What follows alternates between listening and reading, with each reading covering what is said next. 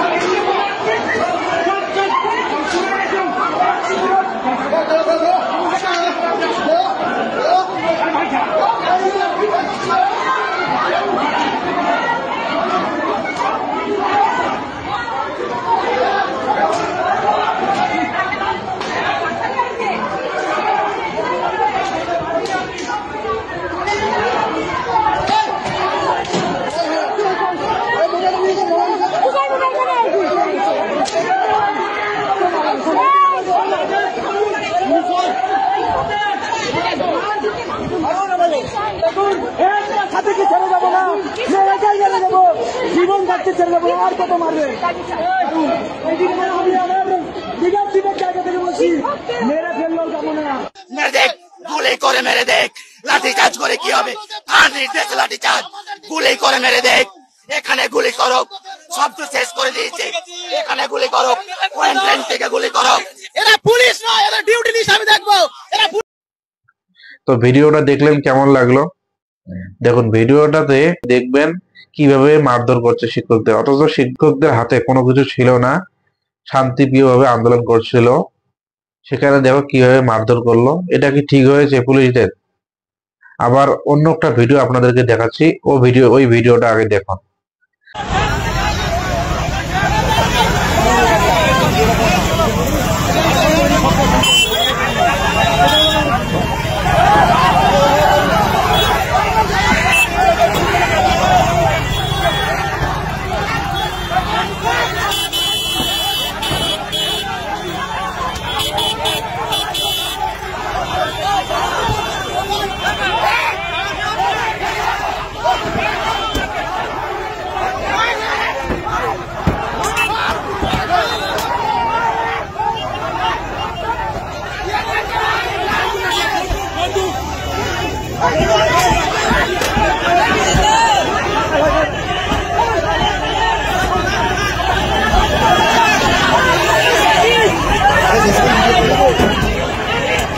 তো ভিডিওটা দেখলেন, আগের ভিডিও দেখলেন কিভাবে শিক্ষকদের মারধর করলো, লাঠিপেটা করলো।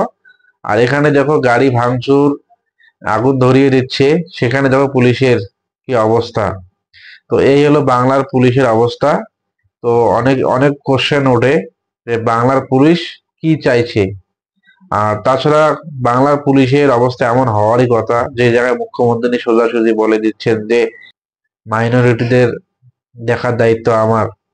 তাছাড়া মাইনরিটি মানেই জানেন তো, এক ধর্ম বিশেষের লোক, তারা খুবই শান্তিপ্রিয়, এবং মুখ্যমন্ত্রী বলে দিয়েছেন তারা দুধেল গাই। তার জন্য ওদেরকে প্রোটেকশন দিচ্ছে। যাদেরকে প্রোটেকশন দেওয়ার কথা তাদেরকে দিচ্ছে না, যাদেরকে প্রোটেকশন দেওয়ার কথাই নয় সেখানে প্রোটেকশন দিচ্ছে। তো যার জন্য তারা ইতিমধ্যে যা যে পারছে, যেভাবে পারছে করছে। আর একটা ভিডিও আপনাদেরকে দেখাবো, সেই ভিডিওটা হচ্ছে ভিড়ের মাঝখানে একটা বাস।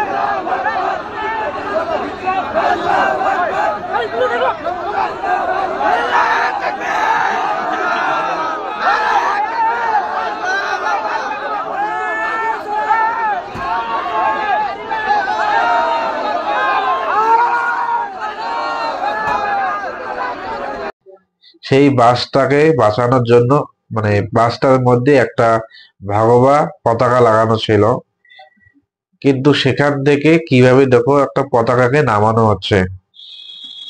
আচ্ছা, এটা কি বাংলাদেশ না আমাদের ইন্ডিয়া? এটাই কখনো কখনো ভাবি যে আমরা কোন দেশে আছি। আমাদের ভারতবর্ষে থাকার পরেও ভাগবা যে পতাকা সেটাকে নামানো হচ্ছে। আর বর্তমানে আমাদের কলকাতায় বা আমার পুরো বাঙালি যেভাবে এক ধর্মের লোকের দাপাদাপি চলছে, তা খুবই দেখার মতো। তো আমাদের যে বাংলার যত মানুষ আছে, তো আপনারা দেখুন কিভাবে দাপাদাপি করছে। শুধু দেখুন আর ঘরের মধ্যে থাকুন।